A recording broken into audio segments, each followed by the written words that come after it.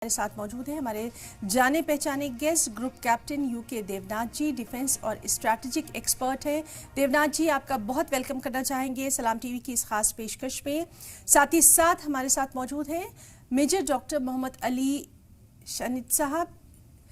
शाह साहब, जो कि इंटरनेशनल अफेयर्स के एक्सपर्ट हैं।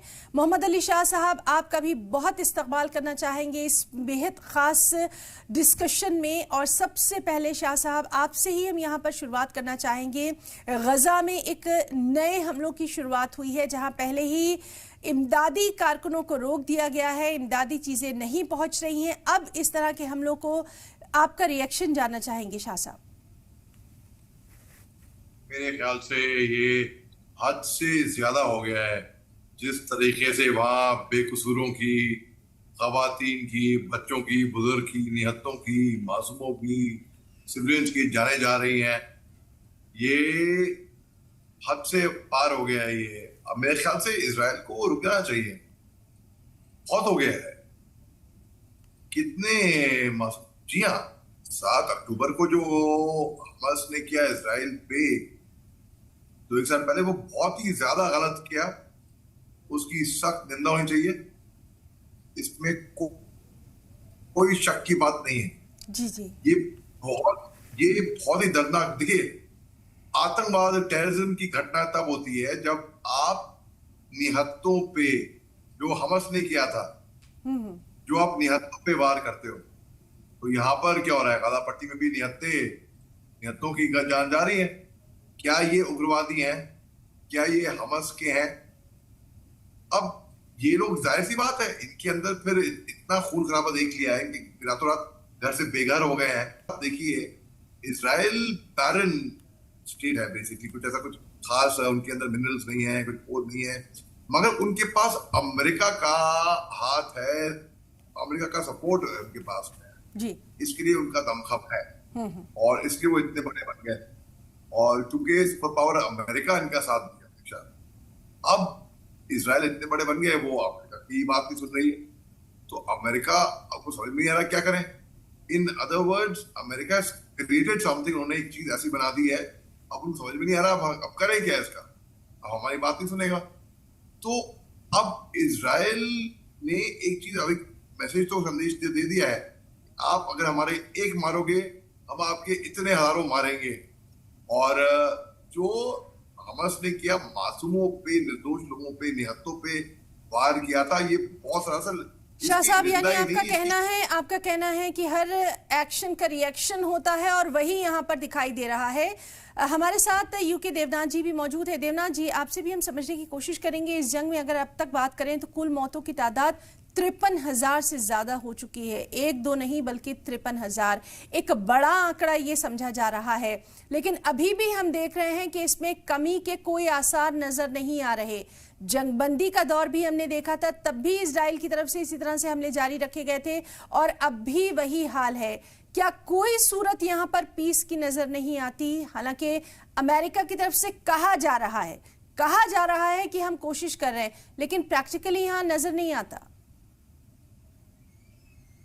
जी हाँ, है ना जी। पिछले 1 साल 8 महीने की लड़ाई में कतार में कम से कम 20 राउंड टॉक्स हो चुके हैं इजराइल और हमास के बीच में। और इसी दौरान मिस्र में करीबन 10 राउंड टॉक्स हो चुके हैं हमास और इजराइल के रिप्रेजेंटेटिव के बीच में। कोई इजराइल के जो रिप्रेजेंटेटिव हैं, वो हमेशा एक चीज सबसे पहले शुरू करते हैं कि हमास हथियार डाल दे, और हमास जो है अगली बार जब सीजफायर के बाद हमास का गजा के एडमिनिस्ट्रेशन में कोई रोल नहीं होगा, तो इस चीज को हमास मानने से तैयार नहीं होता है।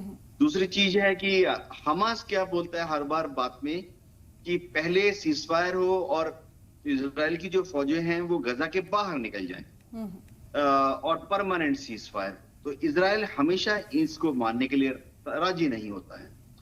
तो इजराइल जो है वो कहता है ठीक है, अगर हमास अपने हथियार डालने के लिए तैयार नहीं है, और हमास जो है वो इस तरह के अपने जो दावे हैं उस पर लागू रहता है, तो उसको तब तक गोलाबारी करके या बॉम्बिंग करके दबाव में डालते रहो, जब तक कि वो मान नहीं जाता। हो ये रहा है कि हमास को मालूम है कि जब सीज फायर होगा, चाहे वो इस महीने हो या 6 महीने के बाद हो, हमास को मालूम है कि उसको तो गजा चलाना है। इजराइल बोलता है नहीं, गजा को भविष्य में हमास नहीं चलाएगा, पैलेस्टीनियन अथॉरिटी चलाएगी, क्योंकि हमास को लगता है कि पैलेस्टीन अथॉरिटी में जितने भी लीडर हैं वो ज्यादा मॉडरेट हैं, ज्यादा पढ़े लिखे हैं, ज्यादा नरम हैं और मोहम्मद अब्बास जैसे हैं। तो वो सोचते हैं, हम इजराइल सोचता है, अमेरिका भी ऐसे ही सोचता है जी कि अगर पैलेस्टीनियन अथॉरिटी मोहम्मद अब्बास जैसे लीडर सामने आएंगे तो वो हथियारों के इस्तेमाल में कोई यकीन नहीं करते जी। तो इजराइल चाहता है कि पैलेस्टीनियन अथॉरिटी को सामने ले आए या मोहम्मद अब्बास जैसे लोग आए जो कि इजराइल के साथ बातचीत के जरिए आगे बढ़ेंगे जी। तो कश्मकश की बहुत बड़ी रीजन ये है। जी। अमेरिका को कुछ करना पड़ेगा, इजराइल को थोड़ा काबू में लाना पड़ेगा, इजराइल को थोड़ा सा नरम करना पड़ेगा। बिल्कुल देवनाथ जी, यहाँ पर एक और भी पॉइंट आपसे समझने की कोशिश करेंगे। जिन बंधकों को लेकर ये तमाम कवायद शुरू हुई थी, उन बंधकों के ताल्लुक से क्या कुछ यहाँ पर अभी पिक्चर जो है वो नजर आ रही है? जी हाँ, हो ये रहा है कि अभी 57 बंधक हैं, उनमें से शायद 34 ऑलरेडी जी शहीद हो चुके हैं। हाँ, तो माना जाए तो करीबन 23 अभी भी बाकी हैं। इजराइल में ये बंधकों का जो मामला है बहुत ही नाजुक है, बहुत ही संवेदनशील है, लोगों के दिल के पास है। 23 बंधक अगर अभी भी बचे हैं तो जाहिर बात है 23 जो लोकेलिटी है, चाहे छोटे छोटे कस्बे हो या गाँव हो, वहां पर ये सब लोग इंतजार कर रहे हैं कि ये वापस आए। इजराइल में 1 साल के अंदर ही इलेक्शन होने वाला है। तो ये जो बंदूकों का मामला है, ये इलेक्शन के दौरान शायद नेतन्याहू को हरा दे।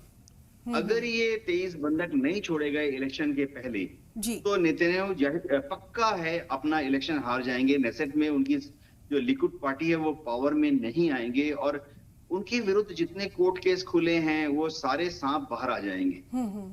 तो नेतन्याहू कोशिश कर रहे हैं कि इन 23 बंधकों को हमास को पीट पीट कर छुड़ाएं।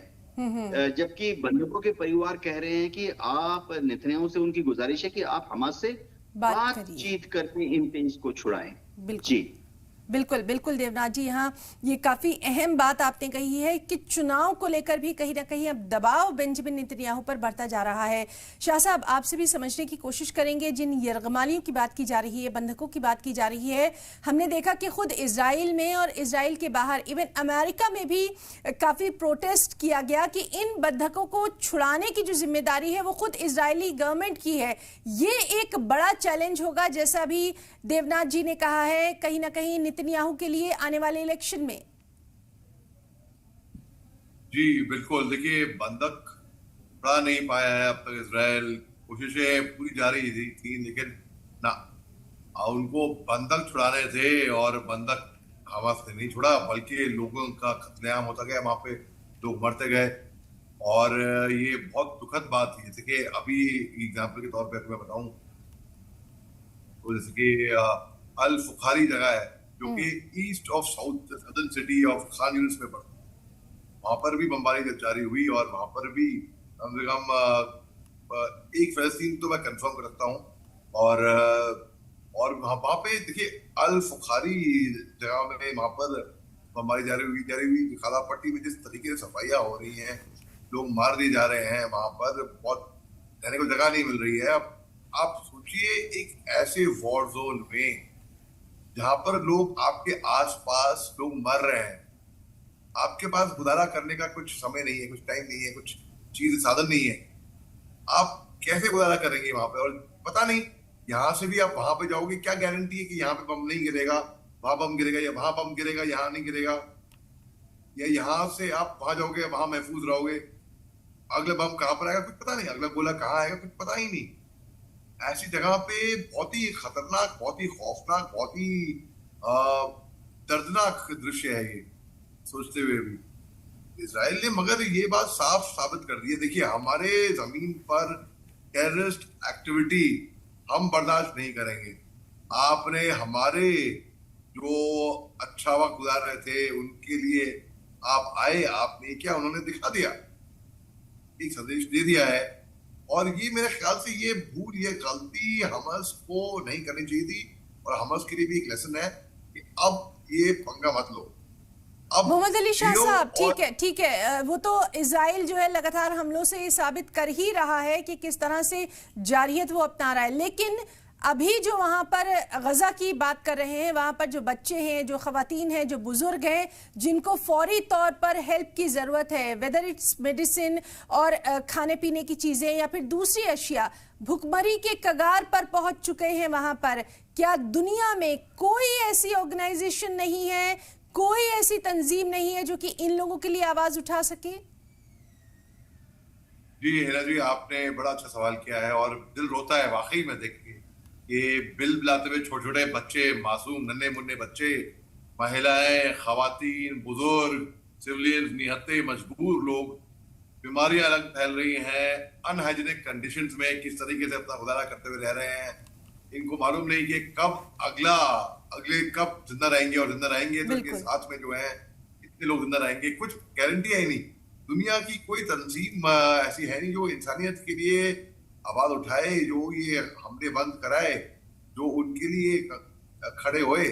बिल्कुल, तो ये एक बड़ा सवाल है और आगे भी इसी तरह की बातचीत हम जारी रखेंगे। अभी चूंकि वक्त इजाजत नहीं देता, अपने दोनों खास मेहमानों का हम यहाँ पर सलाम टीवी की टीम की तरफ से बहुत बहुत शुक्रिया अदा करना चाहेंगे हमारी इस खास डिबेट का हिस्सा बनने के लिए।